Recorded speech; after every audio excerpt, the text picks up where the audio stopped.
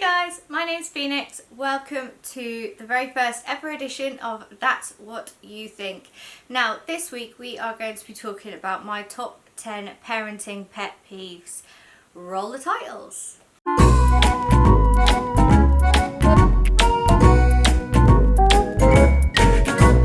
That's what you think. Hey guys, so first of all, before we even kick off anything in this edition, I just wanted to introduce myself, who I am, a little bit about why I started my own YouTube channel, and hopefully you guys will want to watch my content and we will all get on just fine. So, like I said, my name's Phoenix. I am a mum of 3, very soon to be 4. I live in North London. Like I said, I've got 3 amazing kids. They are wonderful, but they really test me at times. I'm pretty sure all of you who are parents out there feel exactly the same. That's absolutely fine. The reason I made this channel is because I feel that there is far too much pressure on parents nowadays to be perfect. We're all competing with each other all the time. You look at someone else's family and their children and you think, oh my goodness, my children aren't there yet, but they're the same age. It doesn't matter, and I just feel like there needs to be a channel like this where parents can go and know that the stuff that they're feeling is actually okay. So, to kick off edition number 1 of Parenting Pet Peeves, we have got, I'm going to start off with some pregnancy related ones, and then we're going to go into like the more parenting ones as well. Do drop me a comment if you can relate to any of these. I'm pretty sure that some of you will be able to. So, my first parenting pet peeve is number 1. Okay, so my first parenting pet peeve is when you are pregnant and people assume that because you're pregnant you need to be happy all the time and you need to be glowing, and people find it really weird when you're actually having a really miserable day. I am the queen of this with this pregnancy. Now, my last 3 have actually not been that bad. I've been that pregnant mum where I've had barely any symptoms and I've just breezed through the pregnancies. And with this one, I feel like karma's just come around and gone, do you know what, you've had it a bit too easy. So you can now experience a more difficult pregnancy. There we go, you can have that. So with this pregnancy, I've pretty much had every symptom, every horrible thing under the sun. It's been awful. I've not been very excited or very happy because I've not had much chance to be. So there is a lot of pressure, like when you're pregnant, to be happy all the time and be excited all the time, and it just isn't that way for everybody. Now, if you are feeling like this and you're pregnant at the moment, you're just not enjoying it, or you're not looking forward to it, or you're just having a really crappy time, it's actually okay. It's really fine. My second pet peeve. Okay, so my second pet peeve is when you are pregnant and people feel that that's an open invitation to come up to you and touch your bump without even asking. I have had this a lot with every single pregnancy, and I know that you might be one of those people who it doesn't really bother you, and if that's you, then that's fine. But I know a lot of people feel exactly the same way as I do. If you want to touch my bump, just ask. I'm not going to get offended.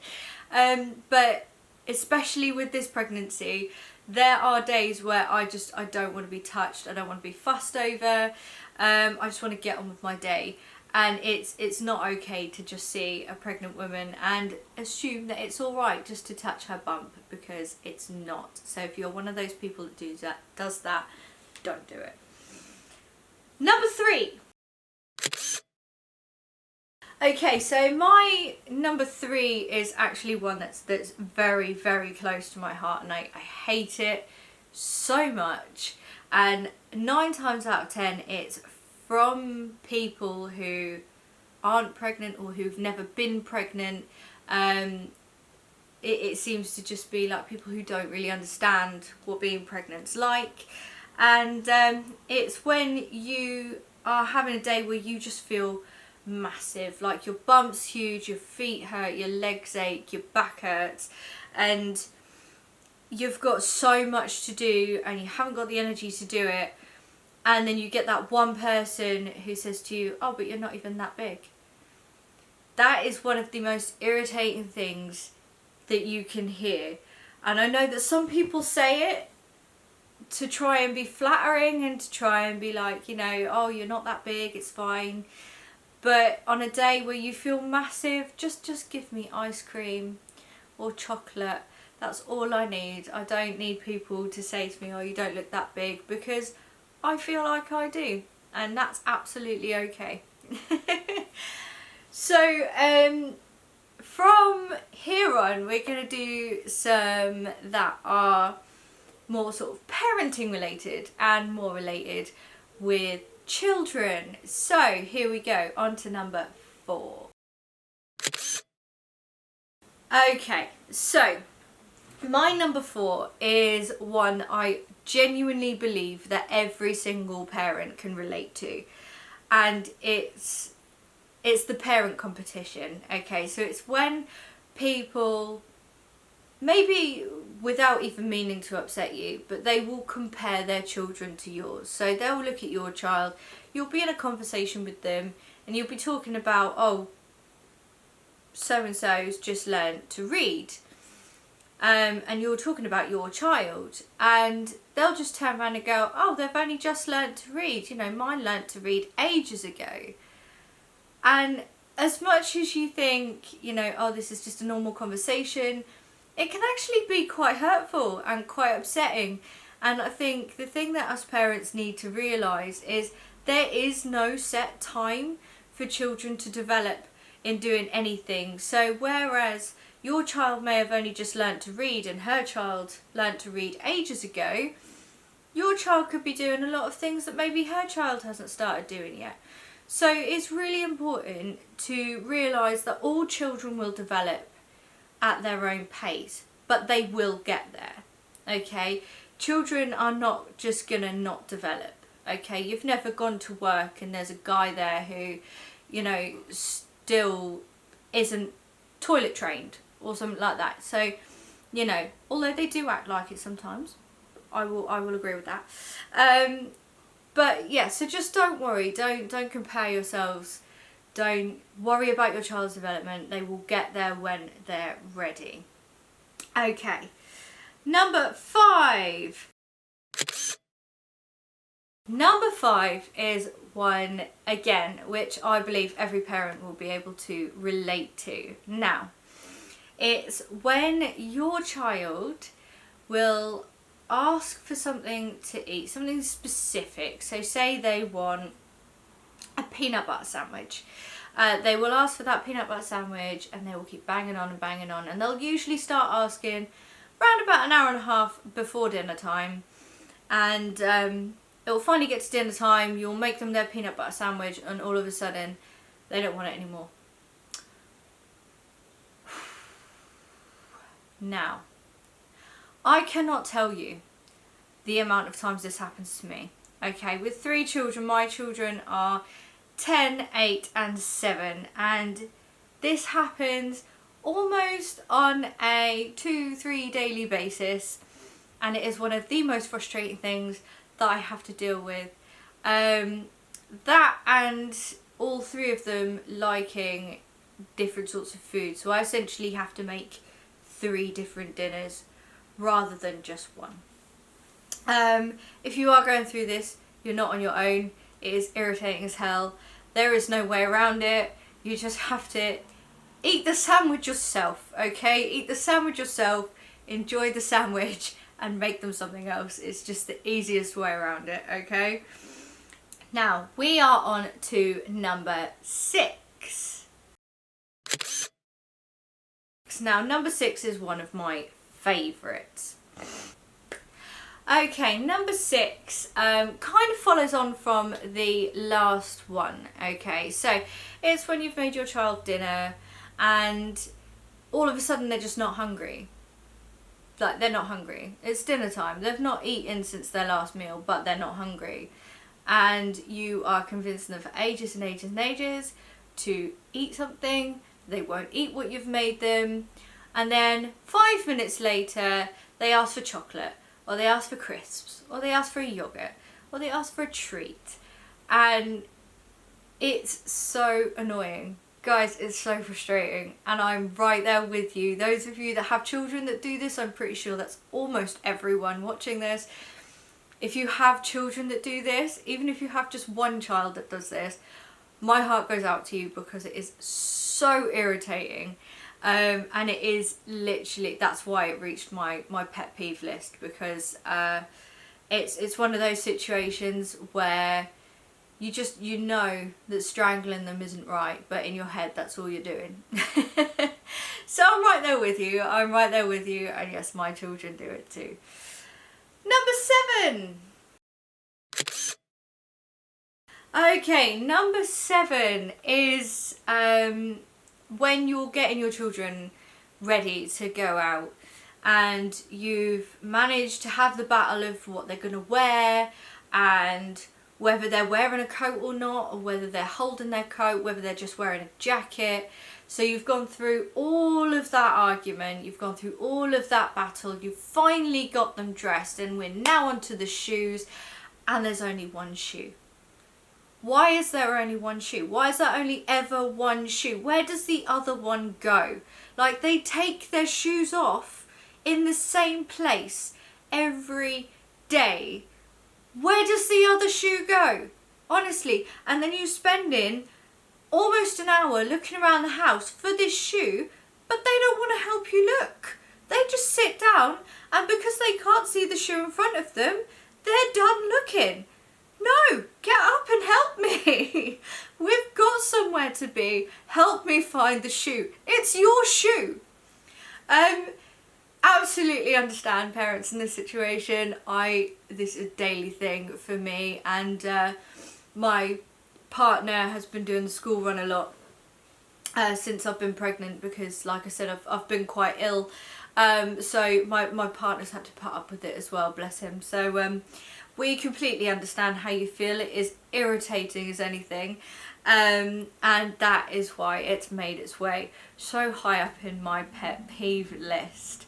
Now, number 8.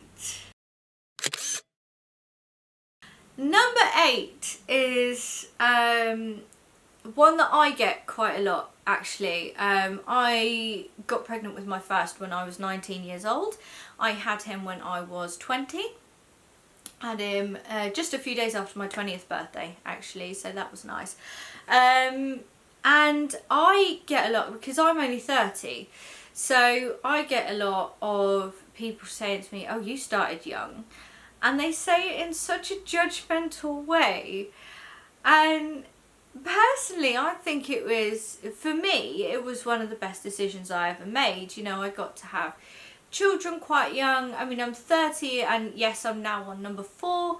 But for me, it was the right thing at the time. You know, my life was in an awful state back then, and I was hanging around with the wrong crowd, and I was just generally a really awful person. So for me, having children that young actually sorted my life out, and it made me a better person. It made me grow up, when I think if I hadn't have gotten pregnant, I probably wouldn't have grown up how I did. So everyone has their set times, and I will tell you now, nobody is ready to have children, no matter what age you are, what job you have, how much income you have.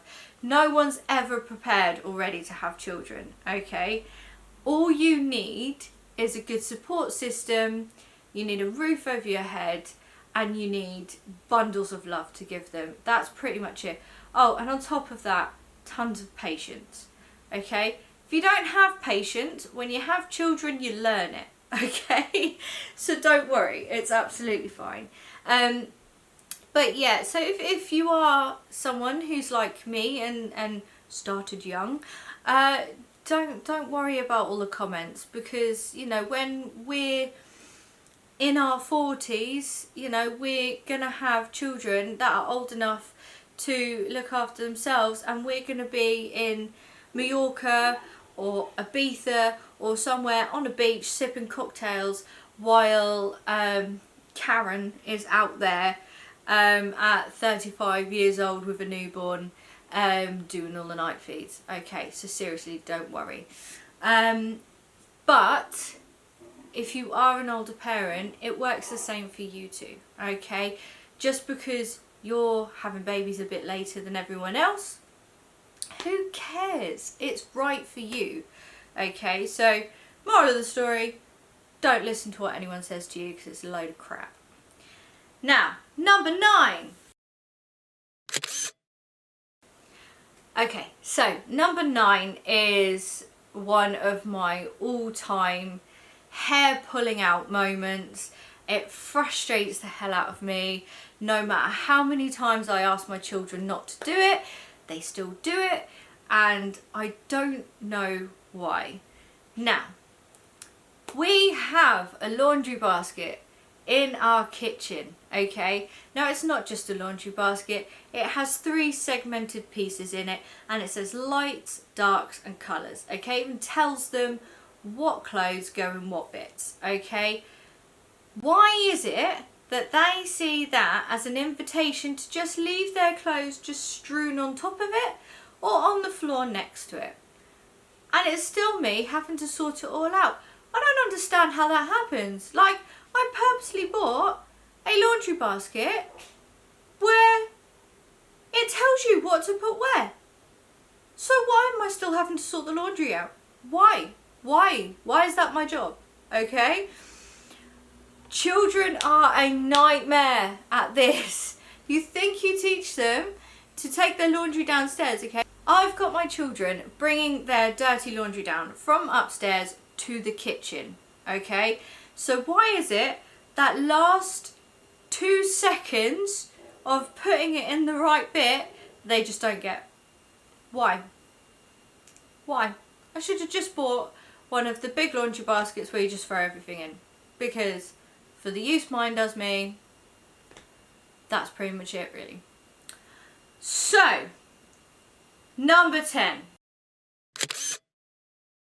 So number 10 is my absolute top pet parent peeve, okay? And this one has been around for years. Comedians have commented on it. Other parents have commented on it. It's a regular conversation between mums, and it's also my top pet peeve as well as a parent. It's costume day at school. When do you find out that it's costume day? About 10 minutes before you're about to leave the house on costume day. And all of a sudden, you have to find a Roman outfit. Why tell me now? Like, we're leaving in 10 minutes. Like, where do you expect me to get a Roman outfit? Or they've got to be a fairy, or it's a Christmas play, or it's another play that you didn't even know they were doing because they haven't told you, or it's World Book Day and all of a sudden they have to go in a costume, or it's Australia Day. I didn't even know there was an Australia Day until this year. I had absolutely no idea. But we have to go in Australian costumes. What do Australians wear? I don't know. But do you know what? We always find out 10 minutes before we're about to leave on the morning of costume day at school. If you're like me and don't just have 100 costumes for children of all different sizes hanging around the house, I feel your pain, okay? Me and my partner stress at this all the time. Absolutely all the time. It is, you are not on your own, okay? It happens to us too, and it happens to every parent out there at some point, okay? Here's a secret.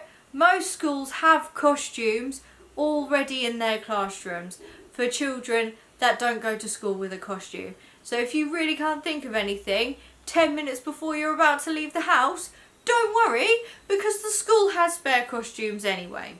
Alright?